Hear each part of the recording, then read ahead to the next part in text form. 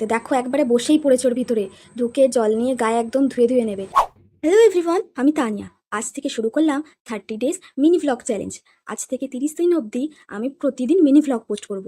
তোমরা অবশ্যই আমার পাশে থেকেও আর অবশ্যই সাবস্ক্রাইব করে রেখো চ্যানেলটিকে, কেমন? তো আজকে গেছিলাম আমি খোকা আর মিঠুকে বৃষ্টিতে ভেজাতে, দেখতেই পাচ্ছ ছাদে নিয়ে চলে এসেছি। আর দুজন বৃষ্টিতে ভিজতে খুব ভালোবাসে। হ্যাঁ, ঘরে থাকলে আমরা ওদের ছেড়ে দিই, কিন্তু বাইরে নিয়ে গেলে খাঁচাতেই নিয়ে যায়। দুজন খুব ছটফট করে না, দেখতেই পাচ্ছ কি আরামে একদম বৃষ্টিতে ভিজছে। আর যতক্ষণ না একদম বৃষ্টিতে ভিজে একদম পালকগুলো ভিজে যাচ্ছে একদম চপচপে হয়ে, ততক্ষণ ওরা বাড়িতে আসবে না। নিয়ে যেতে চাইলে তখন ক্যাঁকু করে চিল্লাবে। দেখো কত আরামে একদম ডানা ফানা ছড়িয়ে ভিজছে। বৃষ্টি খুব জোরে পড়ছিল না, হালকা হালকাই পড়ছিল, মোটামুটি ভেজার মতো। তো দুজনে খুব আনন্দে ভিজে নিচ্ছিল। সেই পাখি মাঝে মাঝে আমিও একটু ভিজছিলাম। আর এদিকে মিঠুর কাণ্ড দেখো, যার গলায় কাঠি আছে ওটা ছেলে পাখি, ওর নাম দেওয়া মিঠু। আর যে নর্মালি ওই উপরে বসে আছে ওর নাম হচ্ছে খোকা। ও বৃষ্টিতে ভিজে হয়নি, ও এবার গিয়ে খোকার পিছনে লাগলো, খোকার লেজ ধরে টানাটানি করলো।